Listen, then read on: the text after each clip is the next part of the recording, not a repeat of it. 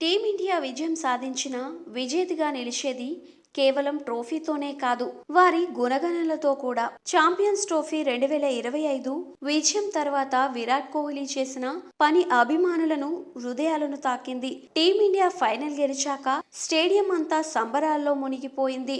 ఆటగాళ్లు ఆనందంతో పరిగెత్తారు, ఫ్యాన్స్ కేకలు వేయడం స్టార్ట్ చేశారు. కానీ ఆ సమయంలో విరాట్ కోహ్లీ మాత్రం ఒక ఆమె దగ్గరకు వెళ్లి ఆమె పాదాలను తాకి ఆశీర్వాదం తీసుకున్నాడు. విరాట్ కోహ్లీ ఇంకోసారి కాళ్ళు తాకాడా? ఎవరో ఆ అభిమానిని, లేక కుటుంబ సభ్యుడా? అవును, ఆమె మొహమ్మద్ షామీ తల్లి. మ్యాచ్ తర్వాత షామీ తల్లి మైదానంలోకి రాగానే కోహ్లీ ఆమె దగ్గరకు వెళ్లి మాట్లాడాడు. పెద్ద మనసుతో పలకరించిన ఆమె కోహ్లీని చూసి సంతోషపడిపోయారు. కోహ్లీ వెంటనే ఆమె పాదాలను తాకి ఆశీర్వాదం తీసుకున్నాడు. ఈ సన్నివేశం చూసిన వాళ్ళందరికీ గుండె హత్తుకునే అనుభూతి కలిగించింది. ఈ సీన్ సోషల్ మీడియాలో వైరల్ అవుతోంది.